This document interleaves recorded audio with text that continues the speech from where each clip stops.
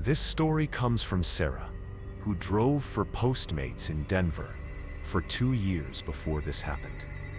She asked me not to use her last name, and after you hear what she went through, you'll understand why. I thought the hardest part of delivery driving was dealing with drunk customers and apartments with no visible numbers. I was wrong. The hardest part is learning to trust your instincts, even when they don't make logical sense. Especially when they don't make logical sense. It was a Thursday night in February, the kind of cold that makes your bones ache. I'd been driving for about 6 hours and was thinking about calling it quits when a big order came through. $78 worth of Thai food from Emerald Garden. The delivery address was 2847 Pine Ridge Road, way out in the suburbs where houses sat on acre lots and driveways were long enough to have their own zip codes. Rich people tip well, I figured. So I took the order despite the distance. The house was exactly what I expected.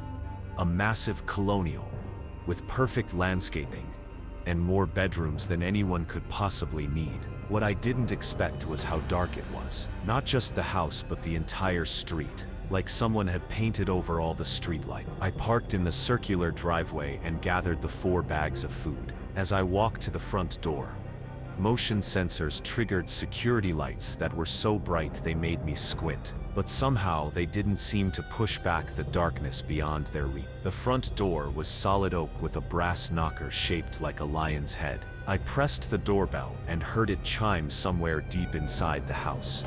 A long musical tone that seemed to echo forever. Footsteps approached from inside, slow and measured. The door opened, revealing a man in his 50s wearing an expensive suit despite the late hour. He was tall, well-groomed, with the kind of smile that looked painted on. "Ah, wonderful," he said, his voice carrying a slight accent I couldn't place.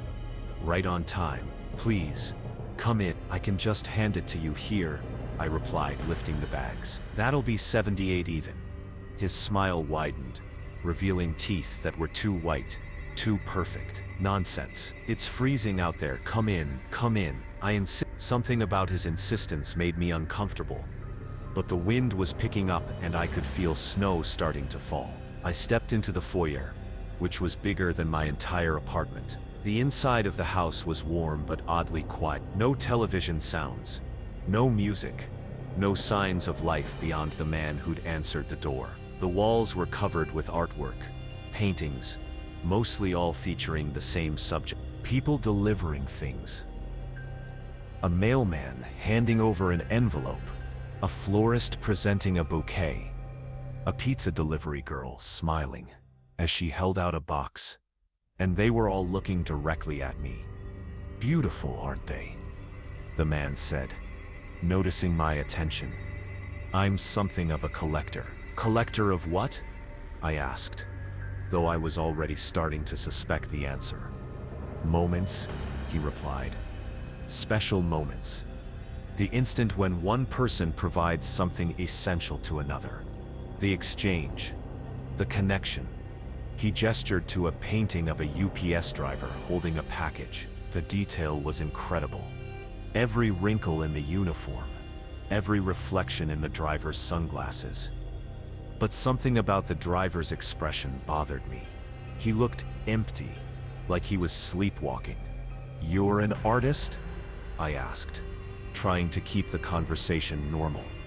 In a way, he opened his wallet and pulled out a $100 bill. "Keep the change. But before you go, would you mind terribly if I took a photograph? For reference, I'm working on a new piece."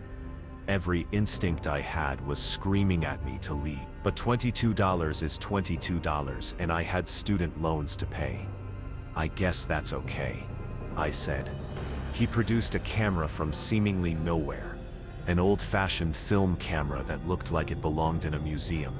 "Just hold the bags like you did when you first arrived." Perfect. The flash was blinding. For a moment I couldn't see anything except white light burned into my retinas. When my vision cleared, the man was smiling at me, with an expression that made my skin crawl. "Beautiful," he murmured. Absolutely perfect. I set the food on a nearby table and headed for the door. Eager leave, but as I reached for the handle, something made me turn back. The painting he'd been working on, the one he'd said he needed a reference for, was hanging on the wall, completely finished. It showed me standing in his foyer, holding bags of Thai food. But I looked wrong. My face was blank, expressionless, like I was staring at nothing, and my eyes looked dead. "How did you? Thank you so much for your service," the man said, moving between me and the painting. "Drive safely now." I left, but I couldn't shake the feeling that something was terribly wrong. The painting had been too detailed, too realistic, and it had been finished before I'd even posed for the photograph. Over the next few weeks, I started paying attention to delivery drivers around the city. Really paying attention. And I began to notice things that bothered me. Drivers who moved too slowly, like they were walking underwater. Drivers who never seemed to blink. Drivers who stood at doorways for too long, staring at nothing. I started asking questions. How long have you been delivering? Do you remember your first day? What's the strangest delivery you've ever made? Most gave normal answers, but some just stared at me with blank expressions before walking away without saying a word. 3 weeks after my delivery to Pine Ridge Road, I decided to drive by the house again. I told myself I was being paranoid, that I was letting my imagination run wild. The house was dark except for one room on the second floor. Through the window, I could see the man standing in front of an easel, painting. Even from the street, I could see the walls around him covered with dozens of paintings. All of delivery drivers, all with the same empty, lifeless expressions. I called the police the next morning. They said they'd look into it, but I could tell they thought I was crazy. A week later, they called back. The house was empty. They said, no sign of anyone living there. The current owner lived in Florida and had no idea anyone was using the property. But I know what I saw, and I know those paintings are still there, somewhere. I quit Postmates after that. Got a job at a bookstore. Normal hours, normal customer. But sometimes, late at night, I'll see a delivery driver on the street and wonder if they're really seeing the world around them, or if they're just going through the motions, trapped in someone else's collection. I wonder if any of us are really as free as we think we are.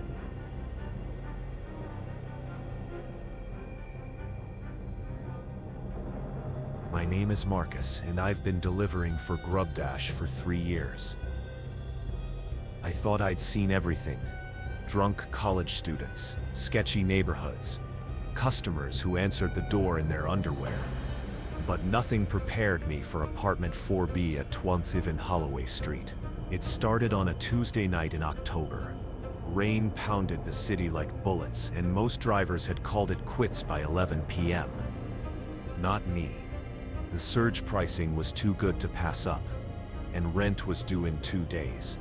The order came through at 11. Chinese food from Golden Dragon, 2 orders of General Tso's chicken pork fried rice, and 3 fortune cookies. Total 4. The delivery address was 27 Holloway Street, apartment 4B. I knew Holloway Street. It was in the older part of town, where Victorian houses had been carved up into apartments decades ago. The kind of place where the wallpaper was older than I was and the heating never quite worked right. What I didn't know was that 27 Holloway Street had been demolished 6 months earlier. The GPS led me through increasingly narrow streets, past houses that seemed to lean inward like they were sharing secrets. The rain had turned to a fine mist that made everything look soft around the edges, unreal. When I pulled up to the address, I sat in my car for a full minute staring. The building was there, 3 stories of weathered brick and peeling paint, just like the GPS had promised. But something was wrong with it. The windows were dark, not just unlit, but empty. Like looking into the eye sockets of a skull. I checked the address again. 27 Holloway Street. This was it.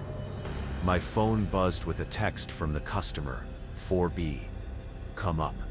Doors open. I grabbed the food and ran to the front entrance, eager to get out of the weather. The front door stood slightly ajar, revealing a narrow hallway lit by a single flickering bulb. The wallpaper was peeling in long strips, curling at the edges like dead skin. The stairs creaked under my weight as I climbed to the 4th floor. But that was the first thing that should have warned me. The building only had 3 stories from the outside. The hallway on the 4th floor stretched longer than it should have. Doors marked 4A, 4B, 4C, extending into shadows that seemed to swallow the weak light from overhead. I found 4B halfway down the hall. The door was already open, just as the text had promised. "Hello?" I called, stepping into the doorway. "Delivery from Golden Dragon." The apartment was dark except for the glow from a television in the living room. I could see a couch facing away from me, and the back of someone's head just visible above the cushions.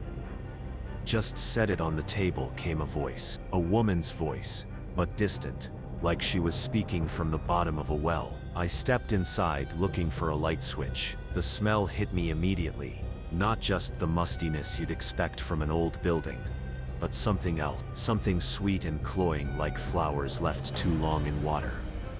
"Ma'am, I need you to sign for this," I said, moving toward the couch. "And there's a delivery fee." I stopped walking. The woman on the couch hadn't moved. Not once since I'd entered. Her head remained perfectly still, facing the television where static played across the screen. "Ma'am?" I walked around the couch to face her, and my blood turned to ice water. The woman was ancient, not just old ancient. Her skin was like parchment, stretched too tight over bones that jutted at wrong angles. Her eyes were open but clouded white, staring at the static on the screen. Her mouth hung slightly open, revealing teeth that were too long, too sharp. But she was breathing, slow, rattling breaths that sounded like wind through dry leaves. "Just set it on the table," she said again, her lips barely moving. I backed toward the door, every instinct screaming at me to run. But as I turned, I saw something that made my knees weak. Photos, dozens of them, covering every inch of the walls, all showing the same thing. Delivery drivers, pizza guys, Chinese food deliverers, grocery shoppers, all standing in this exact spot, holding bags of food, smiling at the camera. But their eyes were all wrong. Empty, like looking at mannequins dressed up as people. "You're very punctual," the woman said. And now I could see her reflection in the dark television screen. She was turning to look at me, her neck rotating impossibly far. "Most are late by now." I dropped the food and ran. I made it to the stairs before I heard her moving behind me. Not walking, but dragging herself across the floor with a sound like sandpaper on wood. I took the stairs 3 at a time, my heart hammering against my ribs. The front door seemed miles away, the hallway stretching longer with each step. Behind me, I could hear her getting closer. Not just footsteps now, but something else. Multiple sounds, like several people walking in perfect synchronization. I burst through the front door and didn't stop running until I reached my car. As I fumbled with the keys, I glanced back at the building. Every window was lit now, and in each one stood a figure. Delivery drivers, all of them, all wearing the same vacant expression I'd seen in the photograph. They were all watching me. I drove away so fast I left rubber on the pavement, and I didn't stop shaking until I was halfway across town. The next morning, I looked up 147 Holloway Street on the city records. The building had been demolished 6 months earlier after a gas leak killed everyone inside. 17 people, including the elderly woman who'd lived in apartment 4B. Her name was Eleanor Voss, and according to the records, she'd been ordering delivery food every night for 40 years, right up until the day she died. But here's the thing that keeps me awake at night. When I checked my delivery app the next morning, The order showed as completed, 5-star rating, and there was a note from the customer. Excellent service. Same time tomorrow. I quit GrubDash that afternoon. But sometimes, late at night, when the rain's coming down hard, my phone still buzzes with orders from 1247 Holloway Street. I never answer them, but I know other drivers do.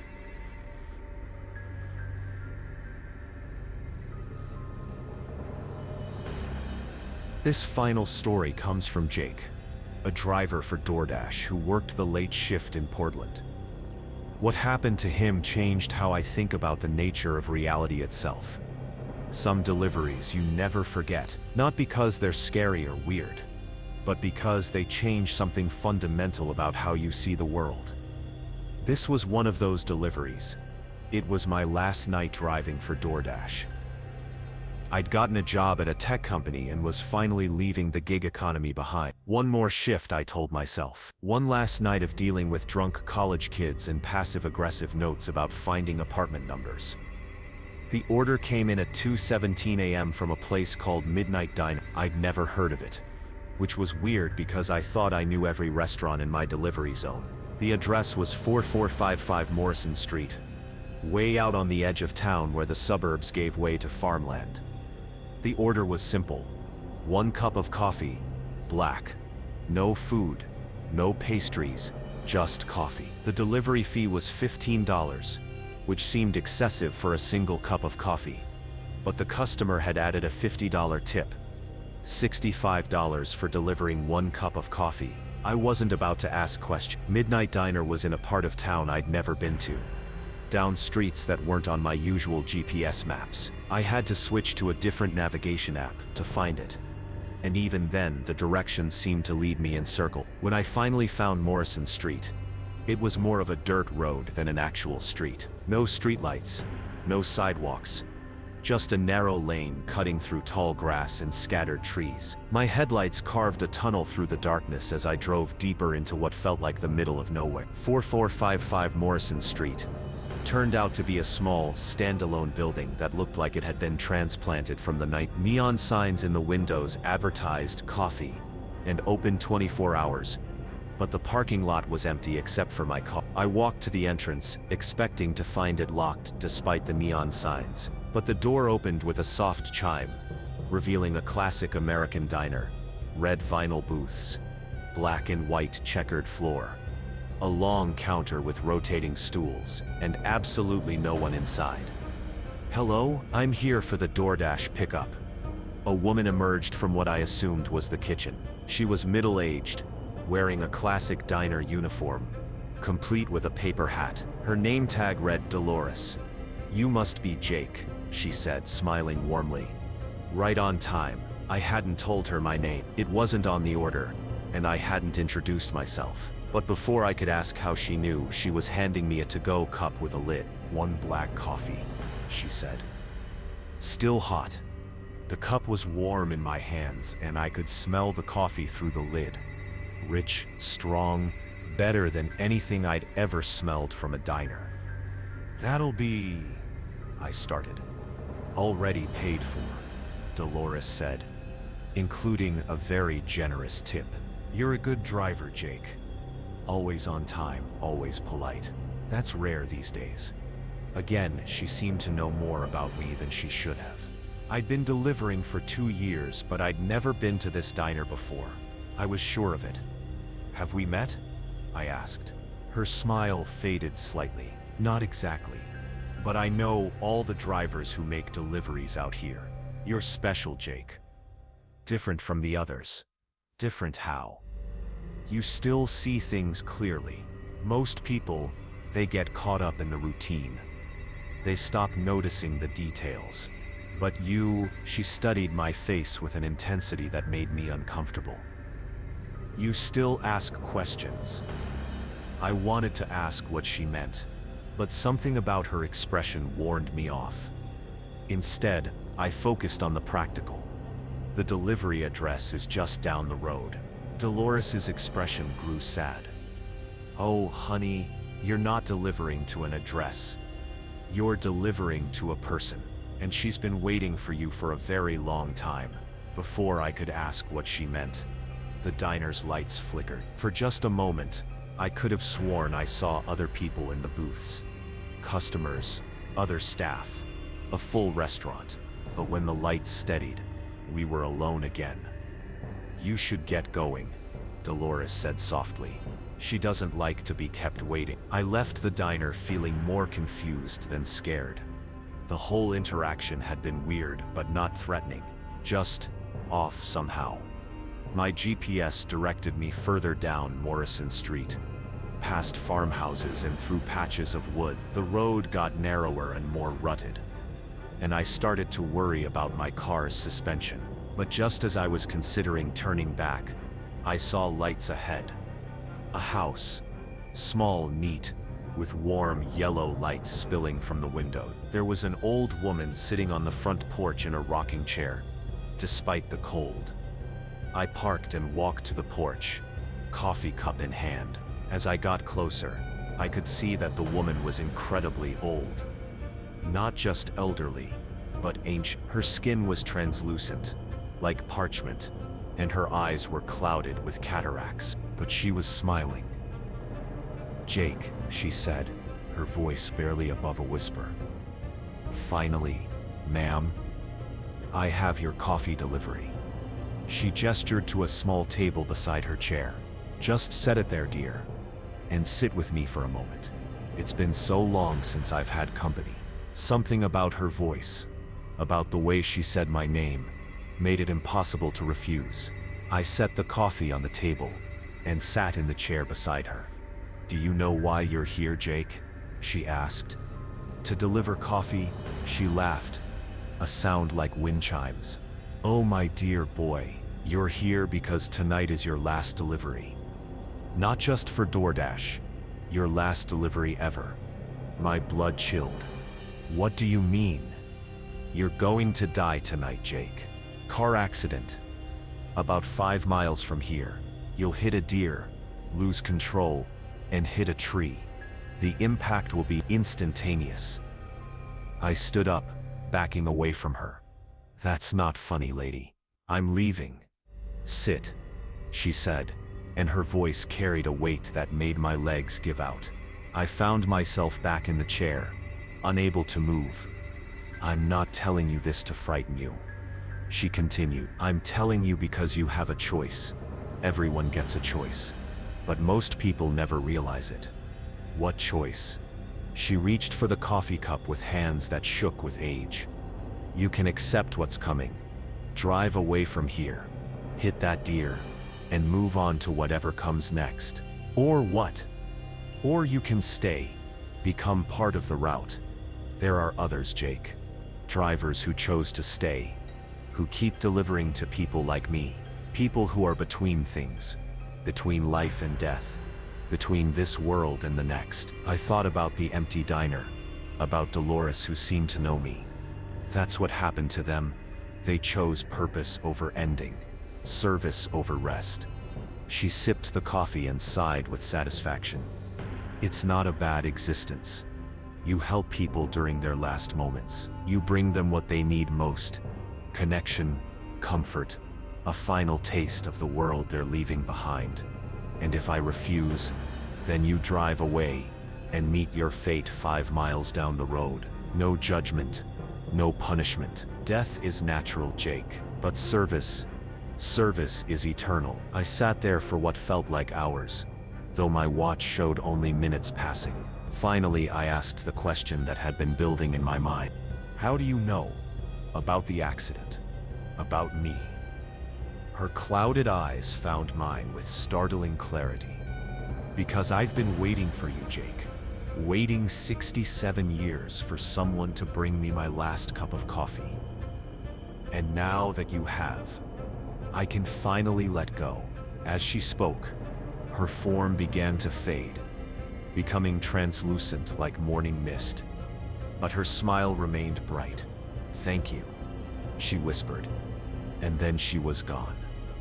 I sat alone on the porch for a long time, staring at the empty coffee cup. Finally, I made my choice. I didn't drive back the way I came. Instead, I took the long route home. Through town, past the university, down streets I'd driven hundreds of times before. I made it home safely, but something had changed. My phone started getting orders from places that didn't exist on any map, addresses that led to people who needed one last delivery before they could rest. Orders that only I seemed to receive. I quit my tech job before I started. How could I sit in an office when there were people out there waiting for their final meal, their last message, their goodbye coffee? That was 3 years ago. I'm still driving, still delivering, not for DoorDash or any of the regular apps. For something else, something that connects us all in the space between heartbeats, between breaths, between one world and the next. If you ever get an order from a place you've never heard of, to an address that doesn't quite make sense, don't ignore it. Someone is waiting. Someone needs what you can bring them. And maybe, just maybe, you'll discover that delivery isn't just a job. It's a calling. This story was told to me by Maria, who drove for Uber Eats in Chicago. She wanted me to share it because she thinks other drivers might have experienced something similar, and she needs to know she's not losing her mind. When you've been delivering long enough, you start to recognize patterns. The college kid who orders pizza every Tuesday at 11 p.m., the office worker who gets the same salad for lunch every day, the family that orders Chinese food every Friday night. You get to know your regulars even if you never learn their names. But some patterns are wrong. Some patterns shouldn't exist. I'd been driving for Uber Eats for about 18 months when I first noticed him. The customer name was always David. The address was always 1847 Lakeshore Drive, apartment 3C. And the order was always the same. One burger, medium rare, with fries, no drink, no dessert, no variations. Every Tuesday night at exactly 11:47 p.m. What made it weird wasn't the consistency. Plenty of people have routines. What made it weird was that I was the only driver who ever got his orders. I mentioned it to other drivers at the Uber Eats meetup. You guys ever deliver to David on Lakeshore Drive? I asked. Blank stares. Nobody knew what I was talking about. Tall building, brick, right by the lake. Apartment 3C? I know the building, said Trevor, who'd been driving longer than anyone. But I've never gotten an order there. Weird, because that area usually tips well. That's when I started paying attention. David was always punctual with his order. Every Tuesday, 11:47 p.m. On the dot, the order would come through my app. Always with the same special instructions. Ring buzzer for 3C. We'll meet you in lobby. And he always did. I'd pull up to 1847 Lakeshore Drive. A 30-story building with a marble lobby and a doorman, who was never there after 11 p.m. I'd ring the buzzer for 3C. And within minutes, David would appear. He was maybe 40, average height, brown hair, wearing the same gray hoodie every time. He'd thank me, tip exactly 20%, and disappear back into the elevator. A perfectly normal interaction. Except I could never quite remember his face afterward. I'd be driving away, and I'd try to picture him. Was his hair brown or black? Was he tall or short? Did he have a beard? The details would slip away like water through my fingers. After the fourth delivery, I started taking note. Tuesday, November 15th. David, 3C. Burger and fries, gray hoodie, brown hair, no beard. Tuesday, November 22nd. David, 3C. Burger and fries, gray hoodie, dark hair, maybe stubble. The notes didn't match. According to my own handwriting, David was both clean-shaven and bearded, both brown-haired and black-haired, both tall and average height. I was starting to think I was losing my mind. On the Tuesday after Thanksgiving, I decided to do something different. When David came down to meet me in the lobby, I engaged him in conversation. "How's your week going?" I asked as I handed him the bag. "Fine," he replied. His voice was pleasant, but oddly flat. "Thank you for the delivery." "No problem. I deliver to you every week, don't I?" "Same order every time." He paused, the bag halfway to his chest. "Do you?" "Yeah. Every Tuesday. Burger and fries." "You're very consistent." His expression didn't change, but something flickered behind his eyes. "I don't remember ordering food." "Your name's David, right? Apartment 3C. "Yes. That's..." He frowned, looking confused. "I'm sorry, I don't..." "Tuesday, you said?" "Every Tuesday for the past 2 months. Same time. Same order." David stood there for a long moment, holding the bag of food and staring at nothing. Finally, he looked at me with an expression I'll never forget. Pure, bottomless confusion. "What day is it today?" he asked. "Tuesday, November 29th. "Tuesday," he repeated slowly. "And you said you deliver to me every Tuesday?" "For 2 months now." "Yeah." He looked at the bag in his hands like he'd never seen food before. I don't remember eating this. I don't remember ordering it. I don't remember meeting you." The lobby suddenly felt very cold. "Are you okay?" I asked. "I think..." He paused, struggling with something. "I think it's always Tuesday for me. I think it's always 11:47 p.m. My skin broke out in goosebumps. "What do you mean?" "I wake up every morning, and it's Tuesday. I go to work, come home, watch TV, go to bed. Then I wake up, and it's Tuesday again. The same Tuesday. Always the same Tuesday." He looked at me with desperate eyes. "How long have you been delivering to me?" 2 months, I whispered. 2 months, he repeated. That's 60 Tuesdays, the same Tuesday, over and over." I wanted to run. Every instinct told me to get out of that building, get away from David, and never come back. But something about his expression, the pure terror and confusion, kept me rooted in place. "Do you remember anything else?" I asked. "About Tuesday, I mean, the original Tuesday." He closed his eyes, concentrating. I was coming home from work, late night at the office. I was hungry, so I ordered food. Burger and fries from that place on Michigan Avenue. "What happened after that?" His eyes snapped open. "I don't remember. I remember ordering the food, and then nothing. The next thing I knew, I was waking up Tuesday morning." "David," I said carefully, "what's the last thing you remember about that Tuesday night?" He thought for a long moment. "Crossing the street, there was a car coming, but I thought I had time. The headlights were very bright, and then..." He didn't finish the sentence. He didn't need to. "You never got your food that night, did you?" I asked. "No," he whispered. "I never got my food." We stood there in the marble lobby, the truth hanging between us like a weight. David had been waiting for his delivery for 2 months. The same delivery, every Tuesday, at exactly the time he would have received it if he hadn't stepped in front of that car. "What happens now?" he asked. I looked at the bag in his hands. "I think you eat your burger, and then..." "I don't know." David nodded slowly. He opened the bag and pulled out the burger, unwrapping it with careful, deliberate movements. He took a bite, chewed thoughtfully, and swallowed. "It's good," he said, and smiled.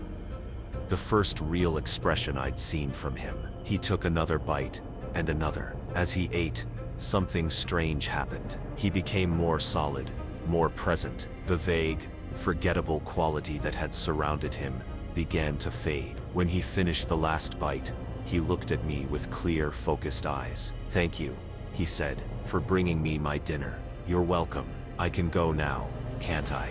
"I think so." David nodded and walked toward the elevator. As the doors closed, he looked back at me one last time. "Tell the other drivers," he said. "Sometimes people are just waiting for their last meal." The elevator doors closed and I never saw David again. I went back to 1847 Lakeshore Drive the following Tuesday, just to check. I rang the buzzer for 3C, but no one answered. I asked the doorman about David, but he said apartment 3C had been empty for months. The previous tenant, he told me, had been killed in a car accident on his way home from work, hit by a drunk driver while crossing Michigan Avenue on a Tuesday night in September, right around dinner time.